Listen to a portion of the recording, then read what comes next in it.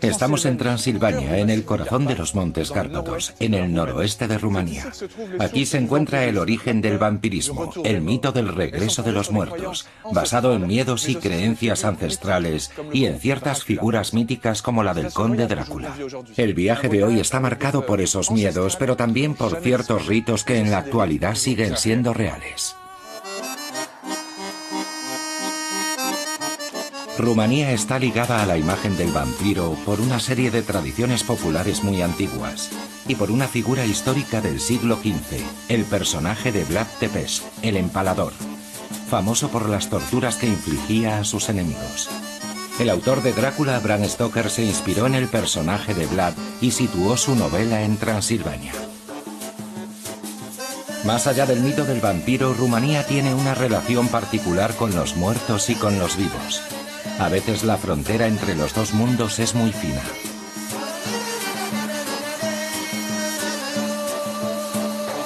Comienzo mi viaje en Bucarest. La capital cuenta con 2 de los 22 millones de habitantes del país. En su mayoría son cristianos ortodoxos. Me va a ayudar a investigar las fuentes del vampirismo a Ana María Lasar. Esta rumana, investigadora en la Biblioteca Nacional de Francia y doctoranda en la Escuela Práctica de Altos Estudios, está investigando el mecanismo de invención de los santos. Hola, Ana María. Hola, Philip. Estamos un poco en tu casa, en las ruinas de este palacio. ¿Hay algún secreto escondido detrás de estos viejos muros completamente agrietados y no muy bien conservados? Vlad Tepes dejó su rastro aquí. ¿Te refieres al que se convertiría en Drácula? Drácula en la cultura occidental, claro. Pues oye, ¿por qué no nos enseñas un poco los restos de ese personaje fantástico? Vamos allá. Estamos en la Curtea Becce, la antigua corte principesca. Este palacio, situado en el centro de Bucarest, fue construido por Vlad Tepes, el empalador. Era su residencia principal. ¿Y qué sabemos del tal Vlad Tepes? Nació en Transilvania. Sí. Y era el voivod de Valaquia. El voivod es el señor local, el rey, ¿no? Rey, sí. ¿Su padre se llamaba? Vlad Dracul. ¿Y esa palabra Dracul qué significa en realidad? Hay varias interpretaciones, varias etimologías. Hay quien dice que era simplemente el gentilicio de los habitantes de la ciudad o de la región de Valaquia, Sí. que se conocían como dragules o dragul. Un apelativo local como cuando decimos el parisino o el marsellés. Sí, podría decirse. Vale. Hay otra versión que sugiere que dracul puede ser un sinónimo de diablo. No es un mote especialmente agradable. Debía ese nombre a lo malvado que era. ¿Pero era tan atroz? ¿Un hombre sediento de sangre o solo un mal rey? Creo que su hijo lo superó en ese terreno. El alumno superó a su maestro. Sí. ¿Y no había un origen relacionado con la Orden del Dragón? Sí, su padre era miembro de la Orden del Dragón. Una orden caballeresca encargada de matar a los turcos, ¿no? Sí. Eso es un poco... Bueno, mejor no hacemos ningún comentario, ¿vale? Para nosotros, Vlad encarna el patriotismo, la figura del buen monarca. Pero no deja de ser un empalador. A todos nos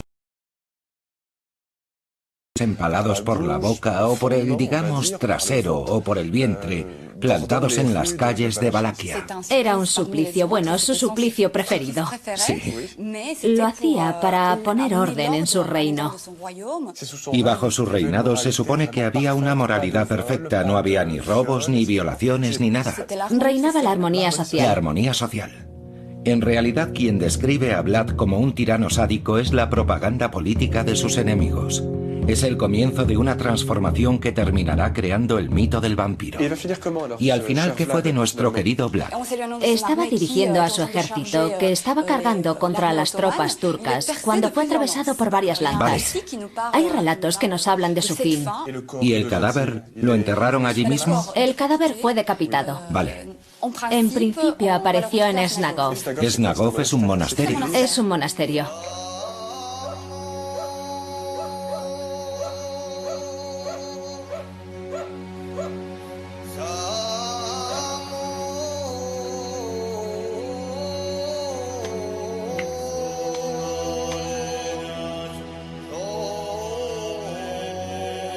El monasterio ortodoxo de Snagov se halla a 30 kilómetros de Bucarest.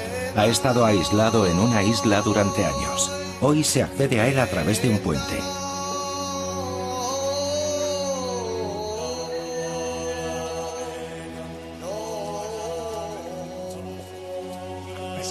Está recargadísimo de pinturas.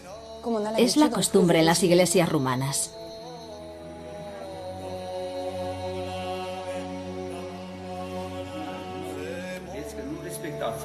Ah, aquí está la tumba. Y me imagino que la gente reza por él porque hay velas, flores. Es una lápida, pero ya no se leen las inscripciones, están completamente borradas.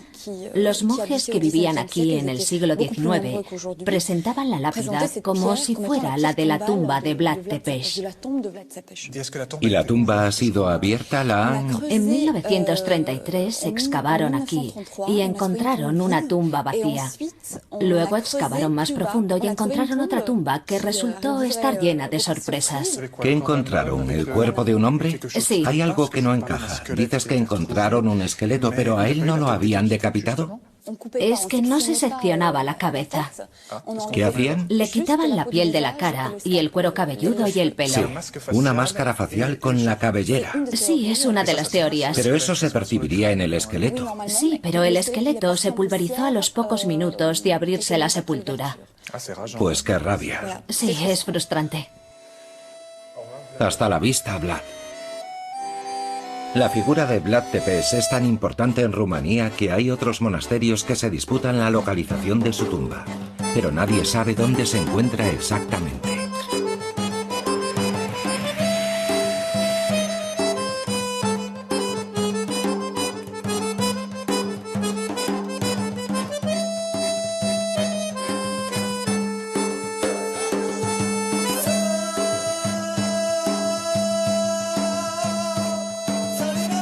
Nos dirigimos a la estación de Bucarest.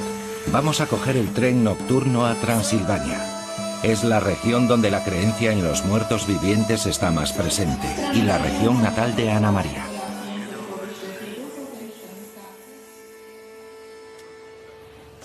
Ahora vamos a Cluj-Napoca, en Transilvania, que es tu región. Sí. Sienta bien alejarse de Bucarest, ¿no? Sí que sienta bien. Parece que no te gusta mucho esa región. No, no es tanto la región, es que es una ciudad superpoblada y a mí no me va eso. Me gustan las ciudades de Transilvania, con su influencia sajona y húngara. Esa es mi cultura. Te ha cambiado la expresión al hablar de Transilvania. ¿Ah, sí? Cuando hablas de Bucarest te crispas y ahora te has relajado. Estoy más relajada, sí. Es que también es mi casa, estoy volviendo a casa.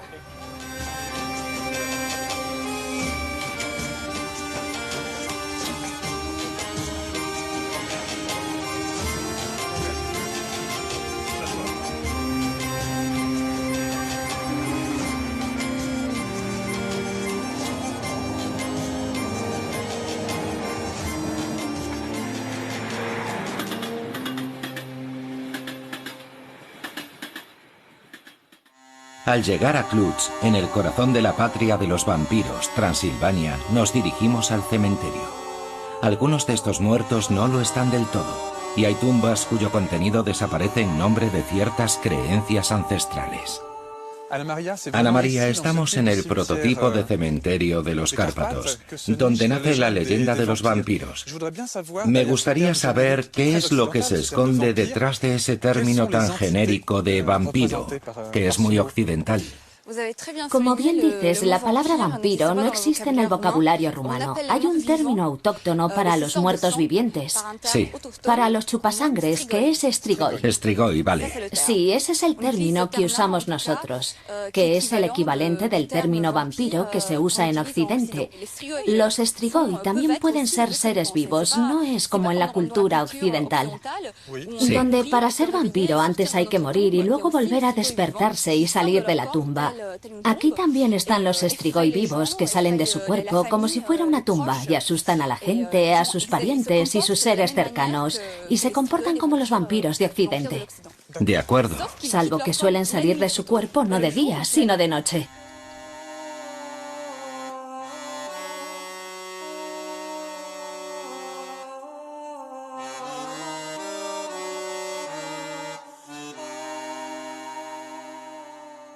¿Y hay alguna forma de protegerse de estos no muertos?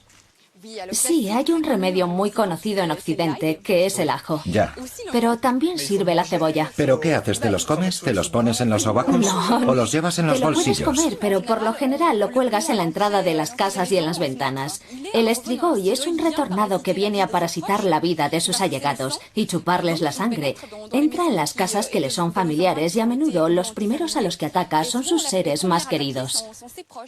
¿Y cómo te puedes defender? Con agua bendita, me imagino. Sí, también recurrimos a los curas. Llamamos a un cura para que diga una misa sobre la tumba del estrigoi. Es lo primero que se hace en estos casos.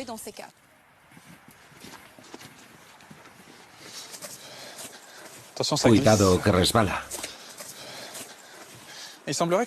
Parece que hay otro medio de protegernos del estrigoi, que es literalmente abrir la tumba de par en par, exhumar el ataúd y... ¿Qué se hace luego? ¿Lo sabes? Sí, por supuesto. En la mayoría de los casos se le clava ¿Una estaca? Una estaca en el corazón del difunto. Vale. Hay casos en los que se quema el cuerpo entero o... ¿Lo queman? Lo queman. Vale, para reducirlo a cenizas. Exacto. Vale. Y esas cenizas se mezclan con agua bendita y se le dan a la comunidad que tiene que consumir esa agua llena de cenizas. La falta de señales de corrupción en los cadáveres permite reconocer a los no muertos. Esta creencia es el reflejo del miedo al retorno de los muertos. Pero la Iglesia Ortodoxa ha encontrado otra solución para explicar las conservaciones anormales y las muertes no naturales. Los ha convertido en santos. Para investigar esa santificación de los difuntos atípicos, hemos viajado a Aiud. En su monasterio los monjes conservan los restos de varios cientos de víctimas del comunismo. Los han convertido en mártires, a los que celebran a diario.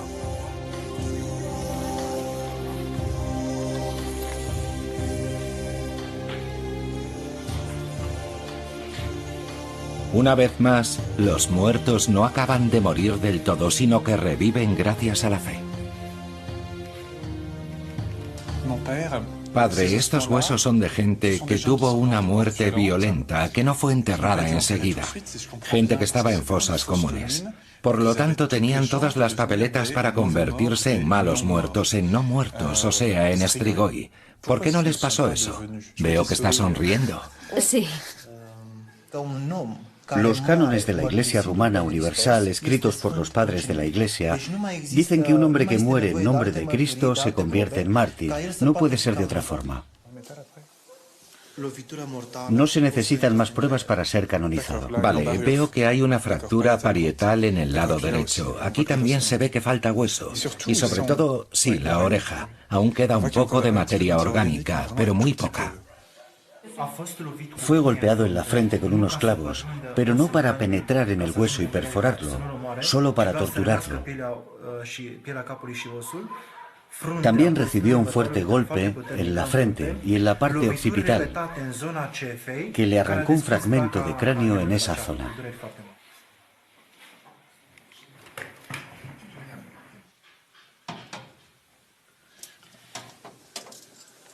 ¿Cómo pesa? Un relicario de plata con un fragmento de cráneo que ha sido cerrado. El sacerdote dijo que era un suplicio, que le cerraron la cabeza y que recibió un golpe en la parte posterior del cráneo.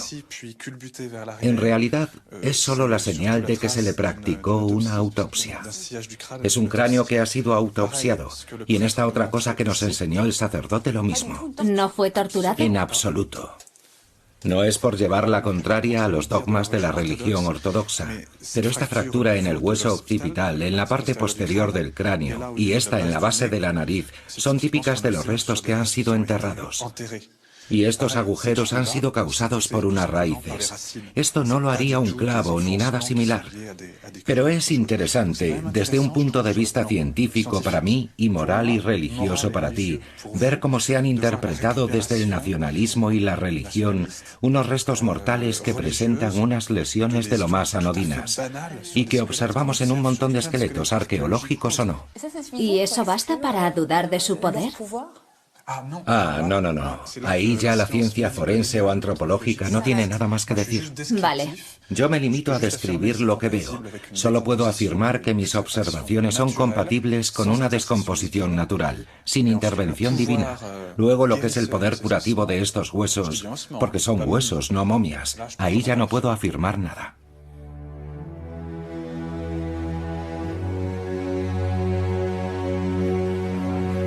Los monjes de Aiud fabrican un aceite santo elaborado en contacto con esos huesos. Se supone que tiene un poder curativo y el guarda del monasterio lo ha vivido en primera persona.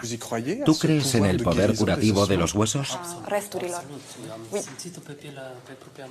Sí cree, lo ha vivido en sus propias carnes. Eso es. Lo viví en mis propias carnes. Yo tenía un problema dental y me eché el aceite bendito del osario. El dolor desapareció a los 2 o 3 minutos. Además fue muy rápido. Vale. El dolor desapareció a los 2 o 3 minutos. O sea que es eficaz. Sí. Vale.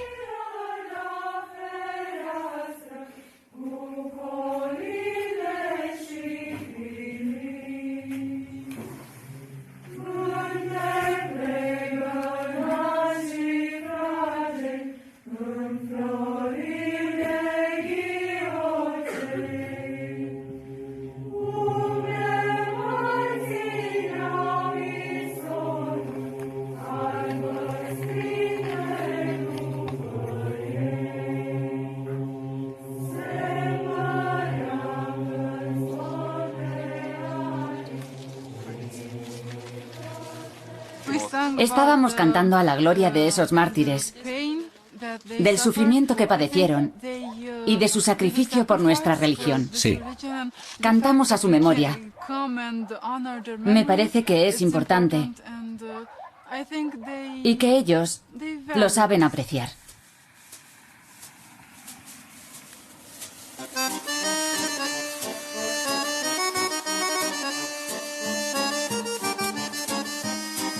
A 300 kilómetros de Aiud, en Curtea de Argés, también en Transilvania, hay una famosa leyenda ligada a la construcción de una iglesia.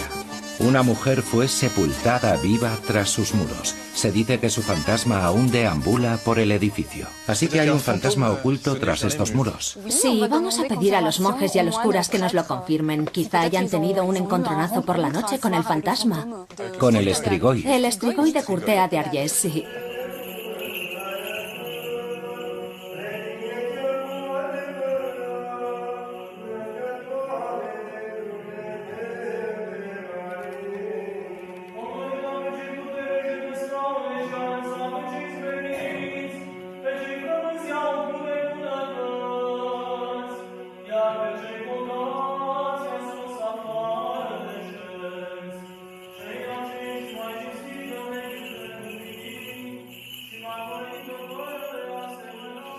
Hay una leyenda que habla de un maestro de obras muy famoso. Sí. Que se llamaba Maestro Manolé. Vale.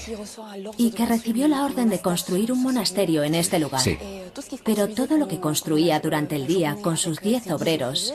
Quedaba destruido por la noche. Exacto. Así que hicieron un pacto. Sacrificarían a la primera persona que llegara a la obra. Y el único que lo respetó fue Manolé.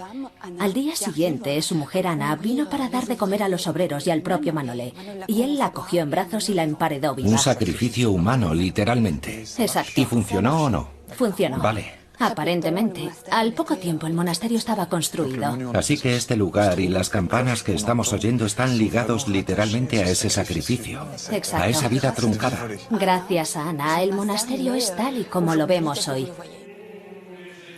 Hemos quedado con Nikolai. Es sacerdote y nos va a explicar que aún hoy ese sacrificio perdura simbólicamente en todas las construcciones.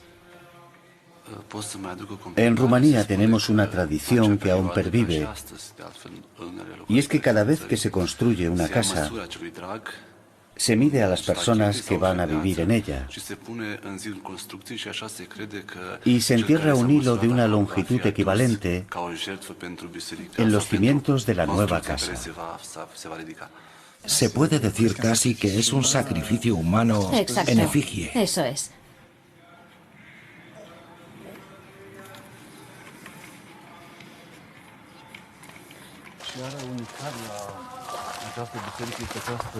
Los muros de esta iglesia se construyeron gracias al sacrificio de Ana. Y dígame, ¿qué más se sabe de la tal Ana? Es una leyenda, pero ¿sería posible encontrar su esqueleto excavando un poco? Solo hay un testimonio material de esa leyenda.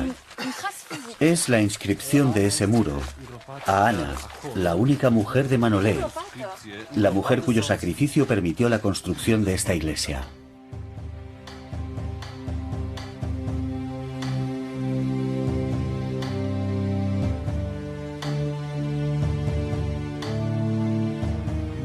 Terminamos nuestro viaje por Transilvania en el sur de los Cárpatos. El mito del vampiro se difundió en Occidente a través del castillo de Bran.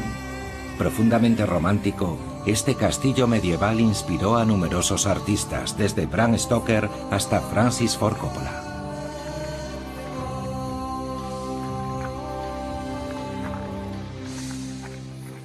¿A cuántos grados estamos? ¿Unos 10 más o menos? Bajo cero. ¿Bajo cero? 10 bajo cero. Será mejor que nos refugiemos en este castillo. La verdad es que es como estar en la película de Coppola, como refugiarse en el castillo de Drácula.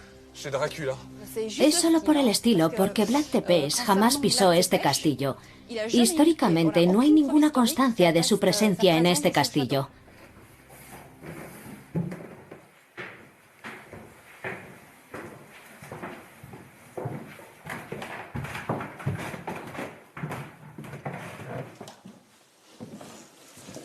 Tranquila, no hay ningún Strigoi. Puedes entrar. Me siento más tranquila. Hay testimonios en la literatura rumana, Sí. mucho antes de Bram Stoker. Nuestro poeta nacional, Mihai Eminescu, ya en 1876 escribió un poema Sí. llamado Los Strigoi. Vale. ¿Y de qué va? Al menos el título no da lugar a malentendidos. Es una historia de amor entre un rey ¿Sí? que se enamora de una princesa del Danubio. Por desgracia, la muerte se lleva a la princesa, muere repentinamente. Y el rey enloquecido la intenta resucitar a toda costa. Hay un ejemplo sumamente interesante que está en verso, de hecho. Sí. Voy a intentar leértelo si encontramos el libro en esta biblioteca. Vale, ¿y está en las bibliotecas de todos los rumanos el tal Ionescu? Mihai Eminescu. Eminescu. Es nuestro poeta nacional. Vale. O sea que ese verso habla del procedimiento concreto que se usa para revivir a la muerta. Sí. Vale. Habla de poner inyecciones de sangre caliente en el corazón. Vale. ¿El tuyo o el mío, por ejemplo? ¿Sí? Vale, vamos a ver.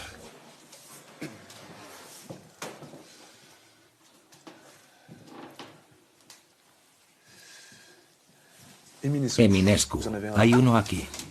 Magnífico. Vamos allá. El Strigoi. Los Strigoi. Los Strigoi. El corazón de esta mujer, de esta chica, tiene que alimentarse de sangre caliente para revivir. Y aquí nos acercamos a la tradición de los vampiros, los Strigoi. Tal y como los conocemos en Europa occidental. ¿Y habla de mordiscos en el cuello, los dos? Sí. Y la siguiente noche, cuando los Los amantes. dos amantes se acercan, Sí. es ella quien va a morder al rey. Genial. Y este también se va a transformar en un Strigoi y juntos recorrerán los bosques circundantes de noche. En busca de sangre también. Probablemente sí. Vale, Y mueren por segunda vez al ser sorprendidos por el día. vale. Se olvidan de que va a salir el sol y se ven sorprendidos por el amanecer.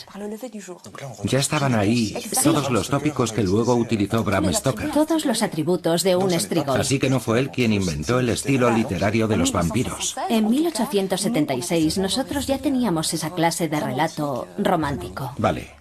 Gracias a ti los vampiros están regresando a Rumanía. Bravo.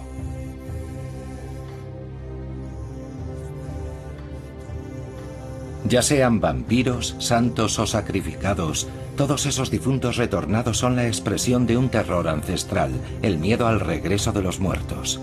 Esa angustia ha estado muy presente en todas partes a lo largo de la historia, desde los antiguos romanos a los colonos del Nuevo Mundo. El miedo a los aparecidos es un miedo universal.